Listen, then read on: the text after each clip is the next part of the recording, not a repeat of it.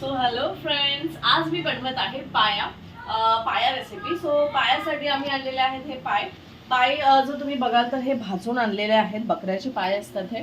So हे भाजून आणलेले आहेत आणि ह्याला मी आता हे गव्हाचं पीठ आहे. गव्हाचं पीठ लावून मी एकदा ह्याला चांगलं त्याचं काही राहिले असतील समजा केस वगैरे तर ते काढून घेत आहे.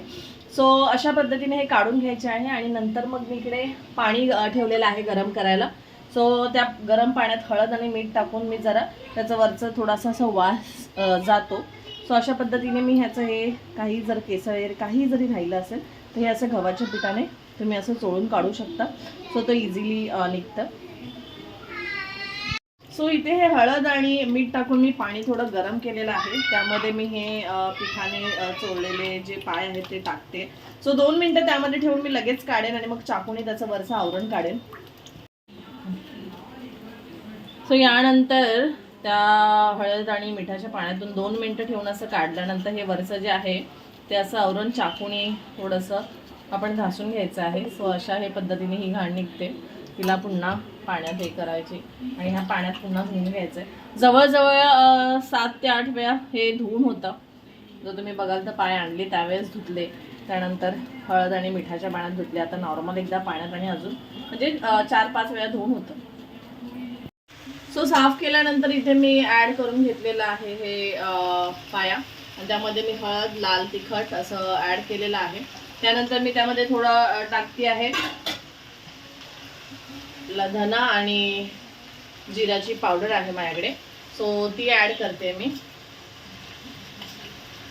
आणि कांदा पण मी टाकलेला आहे ऑलरेडी. मी भाजून कांदा टाकलेला आहे पण मला तो कमी वाटतोय म्हणून मी पुन्हा वरतून असा कांदा ॲड करते.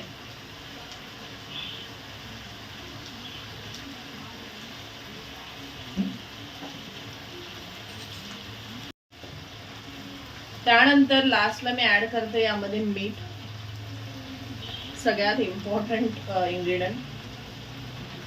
मिठाशिवाय कोणत्याही गोष्टीला चव नाही. सो मीठ ॲड करून झाल्यावरती मी ह्याला चांगलं असं मिक्स करून घेते.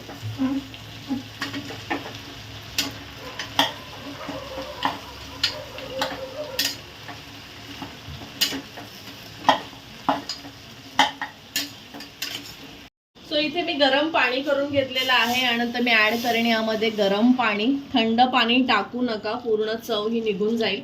सो गरम पाणी ॲड केलेलं आहे. त्यानंतर 2 शिट्या झाल्या की तुम्ही गॅस हा स्लो करायचा आहे. बंद नाही करायचा, स्लो करायचा आहे. 15 मिनटं असंच ठेवायचं आहे.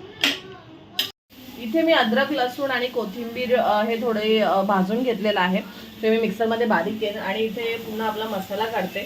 सो पुन्हा मी कांदा असा मोठा मोठा कापून घेतलेला आहे बिकॉज तो मिक्सरमध्ये पुन्हा बारीक करणार आहे. त्यामुळे मी पहिल्यांदा कांद्याला घेते भाजून.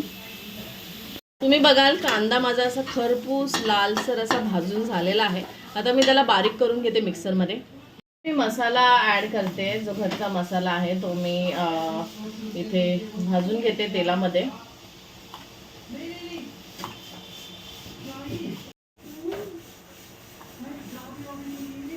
काश्मीरी लाल ते पण मी ॲड करते. थोडीशी हळद कलरसाठी आणि आपला चिकन मसाला.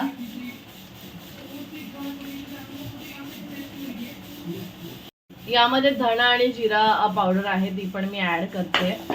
सो त्यानंतर आहे अद्रक लसूण पण मी यामध्ये ॲड करते.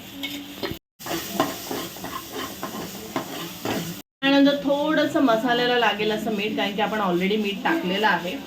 पण जो कांदा भाजून घेतलेला आहे तो मी मिक्सरमध्ये बारीक करून घेतलेला आहे. सो त्यानंतर मी त्यामध्ये ॲड करते कांदा. मसाला भाजून झालेला आहे त्यामध्ये मी ॲड करते पाया. सो पाया ॲड केला आहे मी. अर्धा पाया हा काढून घेतलेला आहे बिकॉज मुलांसाठी हा बिना तिखटाचा लागतो, त्यामुळे मी त्यांना हा वेगळा काढून घेतलेला आहे. आणि हा आमच्यासाठी आहे. यामध्ये मी थोडं ॲड करते गरम पाणी.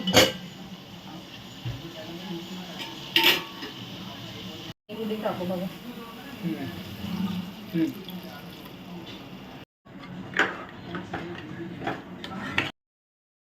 अशा पद्धतीने झणझणीत अशी पाया रेसिपी आपली बनवून झालेली आहे.